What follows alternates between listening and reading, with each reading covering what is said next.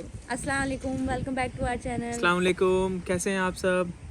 I hope कि आप सब लोग ठीक होंगे और और आप लोगों का बहुत बहुत शुक्रिया अदा करना चाहेंगे हमारे last video how we move to Canada उस पर बहुत ज़्यादा प्यार, बहुत ज़्यादा सपोर्ट देने के लिए thank you so much. Thank you so much. और अगर आप लोगों को हमारे कंटेंट, हमारे वीडियोस अच्छे लगते हैं तो ऐसे ही प्यार और सपोर्ट बनाए रखिए और हमारे चैनल को ग्रो होने में सपोर्ट कीजिए। और ऐसे फीडबैक देते रहिए कमेंट सेक्शन में, हमारे व्हाट्सएप पेज पे फीडबैक देते रहिए। आप लोगों को कौन कौन से कंटेंट में आप लोगों को इन्फॉर्मेशन चाहिए, क्या क्या इन्फॉर्मेशन चाहिए, तो हाँ, है ना। हम लोग आपके साथ शेयर करेंगे, हम लोग ज़रूर वीडियो बनाएंगे।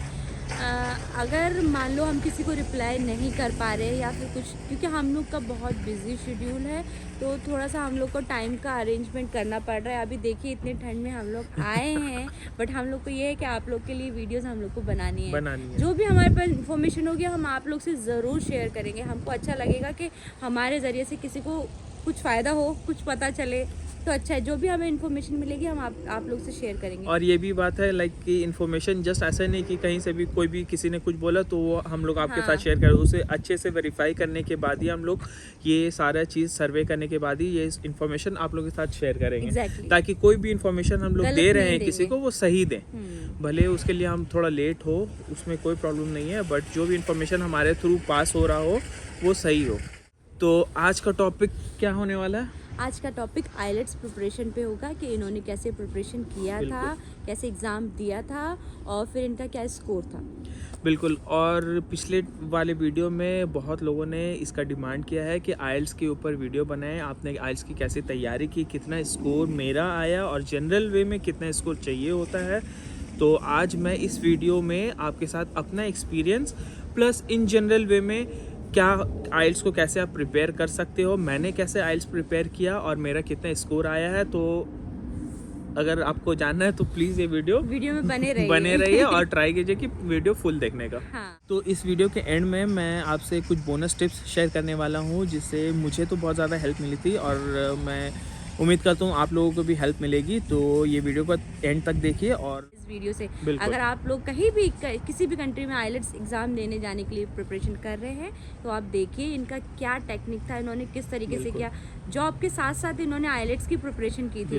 तो ये मैं मतलब बहुत प्राउडली कह सकती हूँ कि इन्होंने इतना अच्छा स्कोर गेन किया। मतलब उतना टाइम नहीं दिया, हाँ, वही कम टाइम देके इन्होंने अच्छा स्कोर, कम टाइम में जितना चाहिए था उससे ज़्यादा ही आया अल्हम्दुलिल्लाह से। और उतना ज़्यादा टाइम नहीं दिया था, 1 घंटे ही देता था मैं रोज़। और आगे बात करते हैं कैसे मैंने प्रिपेयर किया। हाँ। है ना। तो सबसे पहले मैं ये बताना चाहूँगा कि आइल्स का फुल फॉर्म होता है international English language testing system, IELTS, जो कि 2 फॉर्मेट में होता है। एक होता है जनरल और एक होता है एकेडमिक।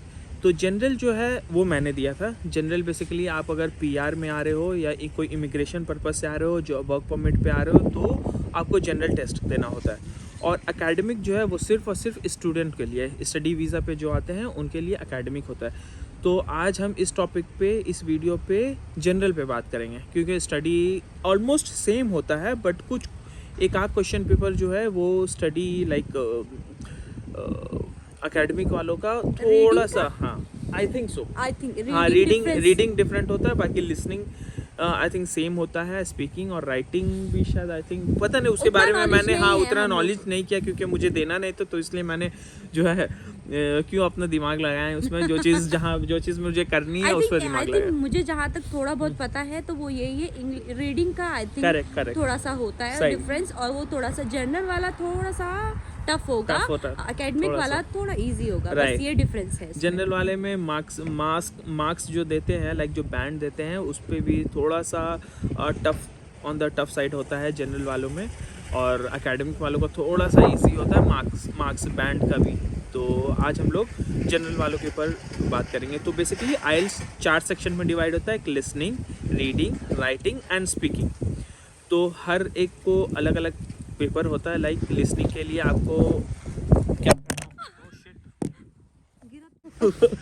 बात करते करते हमारा कैमरा गिर गया। यहाँ पे इतनी तेज हवा चल रही है कि हमारा जो ट्राइपॉड है वो गिर गया।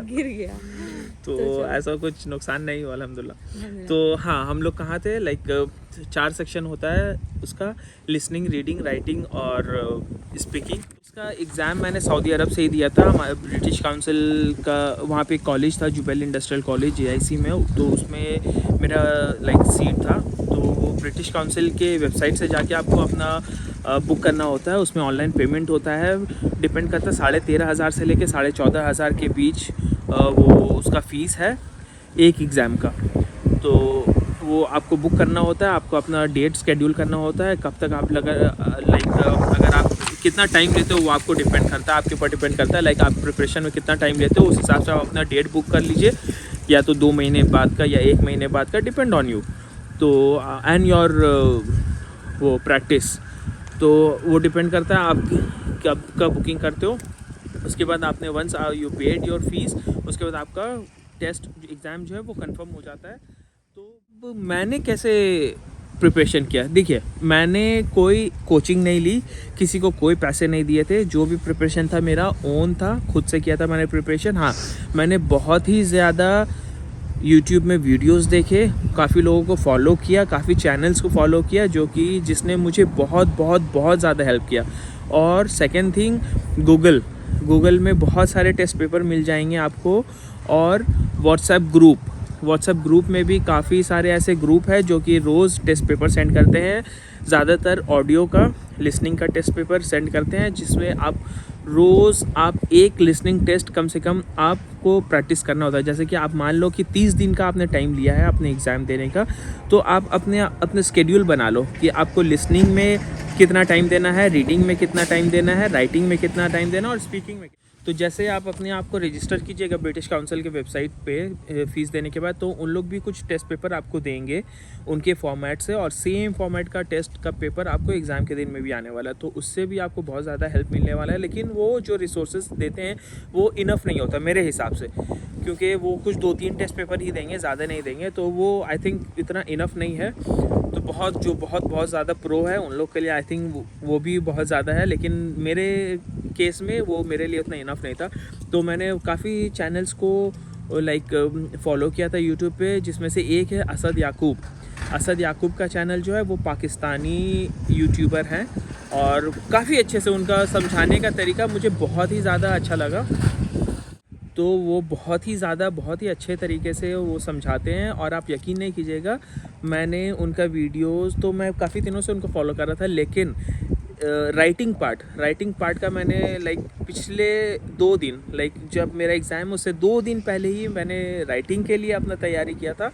तो राइटिंग उनके वीडियोस देखा, उनके पैटर्न देखा, उन्होंने बताया कि राइटिंग में आप कैसे कैसे करके लाइक आप अपने आप का पैराग्राफ बना सकते हो। राइटिंग का 2 सेक्शन होता है, एक लेटर लिखना होता है, एक ऐसे लिखना होता है। तो ऐसे में कितना पैराग्राफ्स आपको लिखना है, और पैराग्राफ्स आप शुरू कैसे कर सकते हो, पैराग्राफ शुरू करने का भी एक तरीका होता है। तो उन्होंने बहुत ही अच्छे तरीके से अपनी वीडियो में शेयर किया था, जो कि मुझे बहुत ही ज़्यादा हेल्पफुल हुआ, जिसके वजह से राइटिंग में मेरा 7 बैंड आया था। तो 7 बैंड मेरे लिए आई थिंक बहुत अच्छा था, ठीक है। तो सिर्फ 2 दिन प्रैक्टिस करके, उनका वीडियोस देख के, राइटिंग मैंने टोटल 1 महीना लिया था अपना प्रैक्टिस करने के लिए। तो राइटिंग के लिए मैंने सिर्फ 2 दिन दिए थे, तो 2 दिन दे के 7 band is more than enough for me, ठीक है। और स्पीकिंग मैंने सबसे ज़्यादा टाइम दिया था अपना लिसनिंग में और रीडिंग में। रीडिंग थोड़ा टफ़ होता है, सच में टफ़ होता है रीडिंग का पेपर बहुत बड़ा होता है, और रीडिंग क्योंकि काफ़ी बड़े बड़े पैराग्राफ्स होते हैं रीडिंग क्वेश्चन पेपर में। और ऐसा नहीं है कि मुझे भी ऐसा लगा था कि लाइक हम लोग अपने ICSE में रेफरेंस टू द कॉन्टेक्स्ट अगर करते हैं तो उस तरह का है, लेकिन ये बहुत ज़्यादा डिफ़िकल्ट है। यहाँ पे पूरा इंग्लिश लैंग्वेज जो पेपर होता है वो काफ़ी कॉम्प्लेक्स होता है, उसका सेंटेंस तो काफ़ी बड़ा पैराग्राफ होता है, और नीचे आपके ऑप्शन दिए होते हैं कि ये पैराग्राफ का हेडिंग्स क्या होना चाहिए। तो उसमें बहुत ज़्यादा टफ हो गया था, फिल इन द ब्लैंक्स होता है, ट्रू फॉल्स होता है।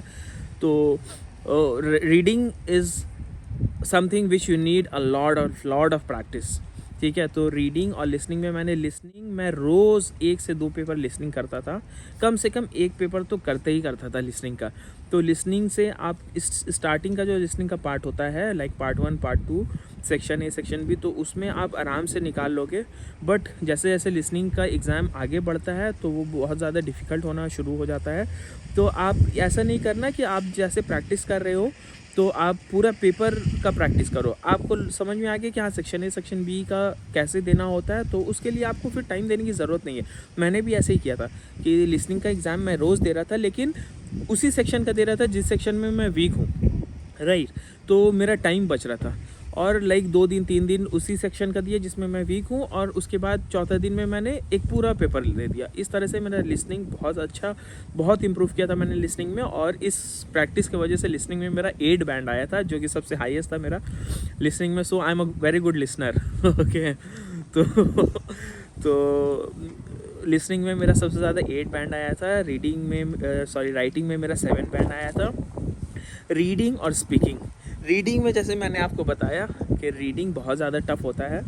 तो रीडिंग आप मेरे केस में लाइक रीडिंग का एक तो ना रीड करने का ना मन नहीं करता है। लाइक रीड करो और फिर उसका आंसर ढूंढो। तो एक तो मेरे साथ ऐसा हुआ था कि रीडिंग टेस्ट पेपर अगर प्रैक्टिस करना, ओ यार आज रीडिंग टेस्ट पेपर प्रैक्टिस करना, तो वो थोड़ा सा अच्छा सा मन नहीं लगता है। लिसनिंग में क्या है, पूरा फोकस देना होता है आपको। आंख बंद कर लिया आपने, अपने हेडफोन या हेडसेट लगा लिया और आंख बंद करके आप सुन रहे हो और अपना आंसर लिख रहे हो।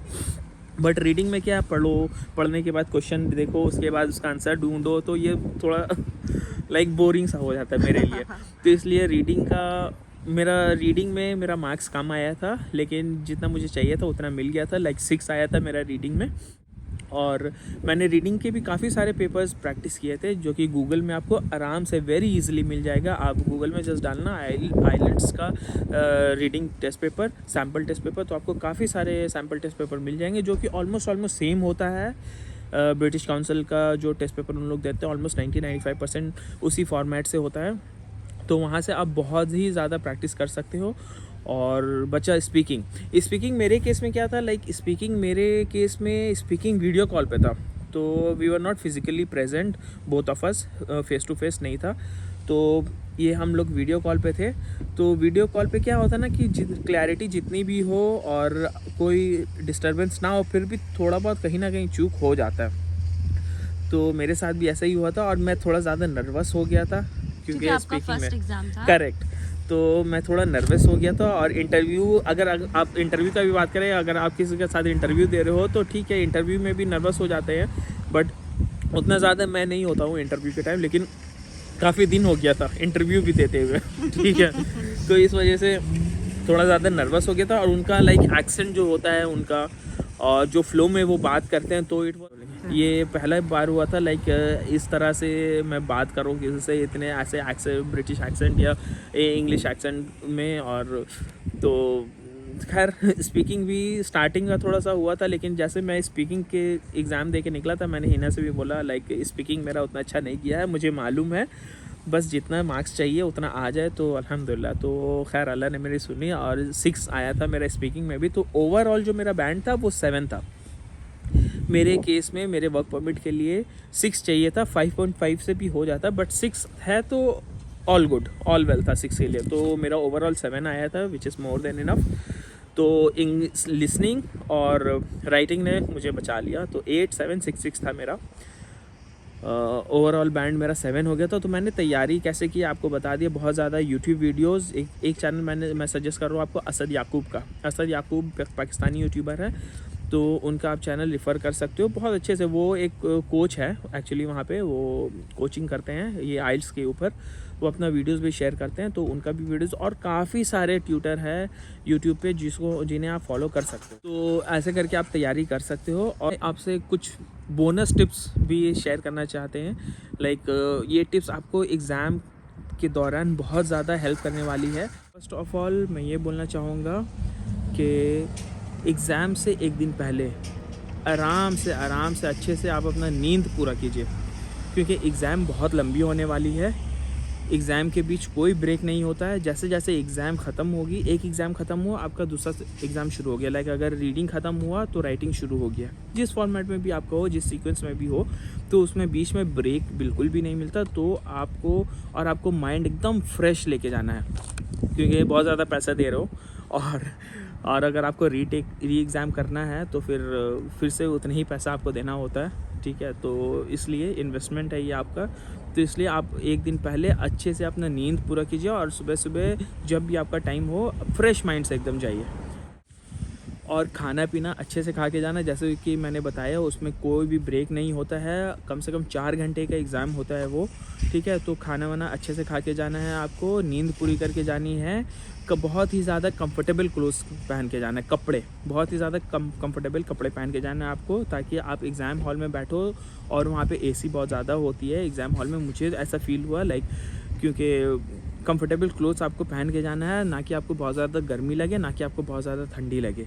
एग्ज़ाम हॉल में कम से कम 30 मिनट पहले, आधे घंटे पहले आपको पहुंच जाना है, क्योंकि एग्ज़ाम से पहले रजिस्ट्रेशन होता है, ठीक है। तो रजिस्ट्रेशन के लिए आपका एक आईडी प्रूफ चाहिए होता है। वो आईडी प्रूफ आप कुछ भी लेके जा सकते हो, मैं सजेस्ट करूँगा आप अपना पासपोर्ट लेके जाइए, ताकि आपका जो आइल्स का रिज़ल्ट आए उसमें आपका पासपोर्ट का आईडी नंबर हो, जो कि यूनिवर्सल है, आपका हर जगह हेल्प करेगा पासपोर्ट का आईडी नंबर। तो आप अपना पासपोर्ट एक आईडी लेके जाना ज़रूर। के साथ साथ अपना colour photographs, passport size photographs और आईडी प्रूफ ज़रूर लेके जाना है। और 30 मिनट पहले एंट्री कर, कोई भी बहुत ज़्यादा वैल्यूबल आइटम्स अपने साथ नहीं लेके जानी है, क्योंकि एग्ज़ाम हॉल में आपके साथ कुछ भी नहीं जा सकता। वॉच तक भी आप नहीं लेके जा सकते हो, मोबाइल तो दूर की बात है, ठीक है। आपका बैग एग्ज़ाम हॉल के बाहर रख दिया जाता है।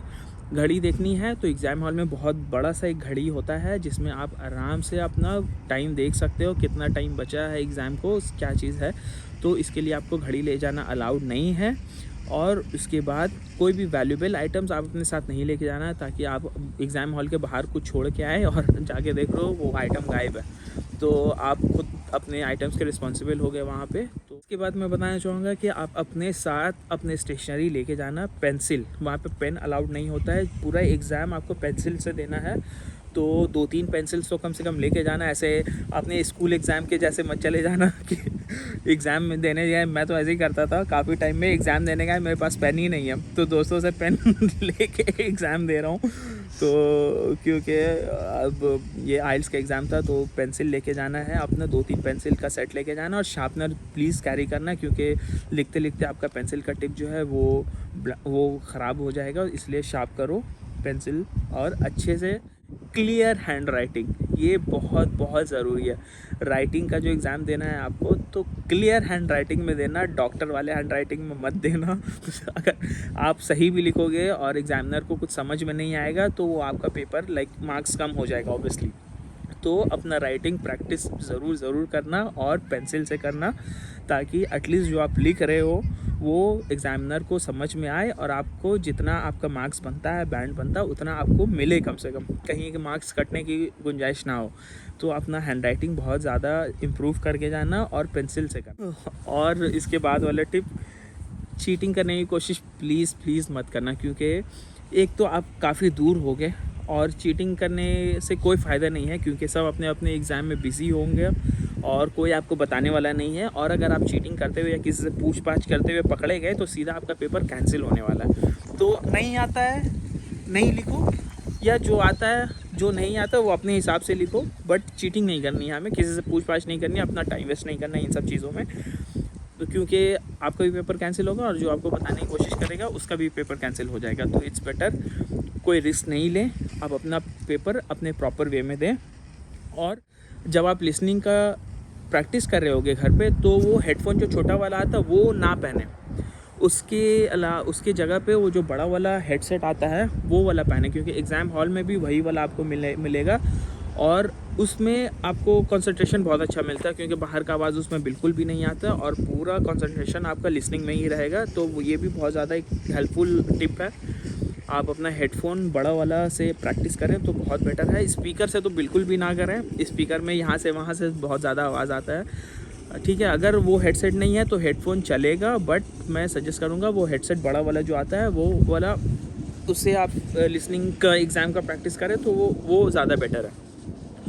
और इसके बाद जो एक टिप है, बहुत ही यूज़फुल टिप है कि अगर आप जैसे कि एग्ज़ाम हॉल में ऐसे टेबल होता है, एक चेयर होता है, तो आप जैसे जाएँ तो टेबल वेबल थोड़ा शेक वेक करके देख लें ताकि टेबल हिल तो नहीं रहा है, चेयर हिल तो नहीं रहा है, क्योंकि आप जब लिखोगे तो टेबल शेक करेगा, आपको बहुत ज़्यादा अनकम्फर्टेबल फील होने वाला है। तो इसलिए आप अपना टेबल वेबल चेक कर लें। अगर आपको कुछ लगता है अपना हेडफोन चेक कर लें कि हेडफोन का उन लोग टेस्टिंग करते हैं एग्ज़ाम से पहले कि सबके हेडफोन में आवाज़ आ रही है कि नहीं आ रही है, तो हेडफोन चेक कर लें अच्छे से, आवाज़ आ रही है नहीं आ रही है। अगर नहीं आ रही है इन केस तो आप एग्ज़ामिनर को बोले, वो आपका चेंज कर देगा।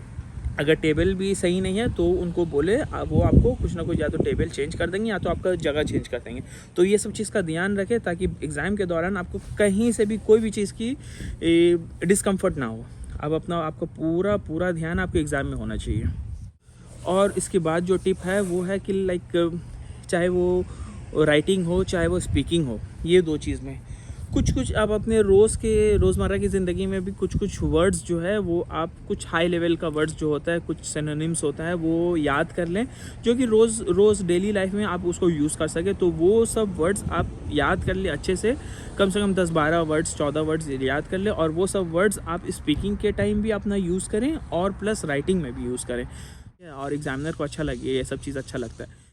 तो इस वीडियो में जो मैंने शेयर किया अपना एक्सपीरियंस और जो टिप्स मैंने शेयर किया, आई होप आप लोगों को ये यूज़फुल लगे और इससे आप लोग के आने वाले एग्ज़ाम जो है काफ़ी आसान हो सके और आप लोगों को बहुत ज़्यादा सपोर्ट मिले, है ना? हाँ। तो यहीं पे इस वीडियो को फिर हम यहीं एंड करते हैं।